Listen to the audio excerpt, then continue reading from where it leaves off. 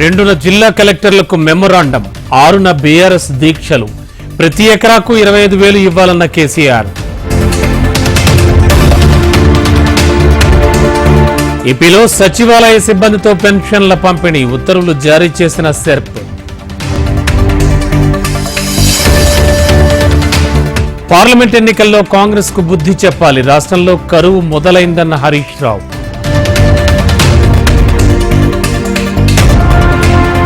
కాంగ్రెస్ లో చేరిన కడియం శ్రీహరి, కావ్య, పార్టీలోకి ఆహ్వానించిన మున్షి, రేవంత్.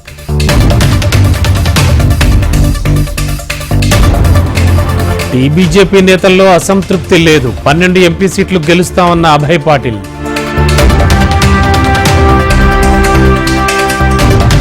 సీఎం రేవంత్ రెడ్డిపై డీకే అరుణ విమర్శనాస్త్రాలు, రేవంత్ కు ఓటమి భయం పట్టుకుందని కామెంట్.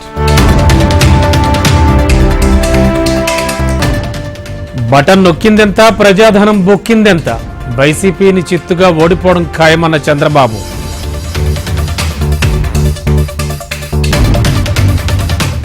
చంద్రబాబుది మోసపూరిత రాజకీయం, వాలంటీర్లపై కక్ష పెట్టుకున్నారన్న సజ్జల.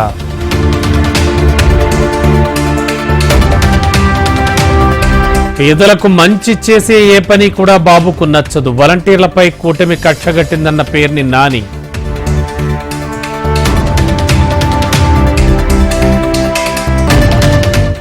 సీఎం జగన్తోనే సామాజిక న్యాయం, చంద్రబాబు బీసీలపైకి ఓసీలను ఉసిగొల్పుతున్నారన్న బొత్స. పొత్తులో భాగంగా సీటు దక్కకపోవచ్చు, పార్టీ ఆదేశిస్తే అభ్యర్థుల తరపున ప్రచారం చేస్తానన్న జీవీఎల్. బాబు డైరెక్షన్లోనే నిమ్మగడ్డ రమేష్ పనిచేస్తున్నారు, వాలంటీర్లు పింఛన్లు ఇవ్వకూడదనడం దారుణమన్న అప్పలరాజు.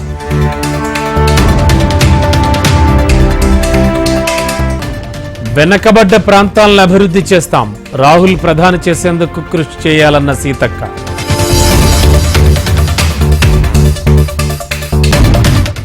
ఫోన్ ట్యాపింగ్ కేసులో కీలక పరిణామం, రేపు అమెరికా నుంచి రానున్న కీలక సూత్రధారి ప్రభాకర్ రావు. ఏపీలో అరాచక పాలన సాగుతోంది, అన్ని వర్గాలను జగన్ మోసం చేశారన్న పురంధేశ్వరి.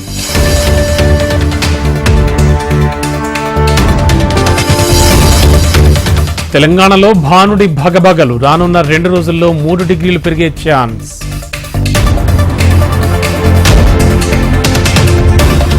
ఎన్నికల కోడ్ నేపథ్యంలో మన్ కీ బాత్ కు బ్రేక్, 3 నెలల పాటు ఆగిపోనున్న కార్యక్రమం.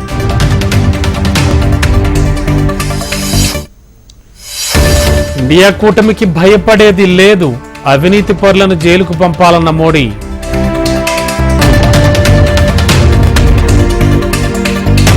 బీజేపీ ఐటీ, ఈడీ, సిబిఐలతో దేశాన్ని పాలిస్తోంది, మోడీ మ్యాచ్ ఫిక్సింగ్ ప్లాన్ చేస్తున్నారన్న రాహుల్.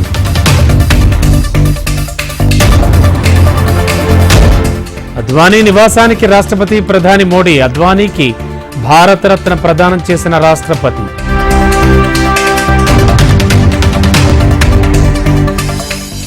అమెరికా వెళ్లాలనుకునే వాళ్లకు షాకింగ్ న్యూస్, రేపటి నుంచి 3 రెట్లు పెరగనున్న వీసా ఫీజులు.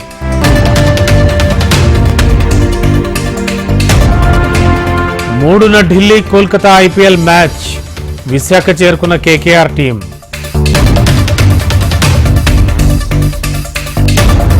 పాకిస్తాన్ జట్టు కెప్టెన్ గా మళ్లీ బాబర్ అజామ్ ను కెప్టెన్ గా నియమిస్తూ పీసీబీ ప్రకటన.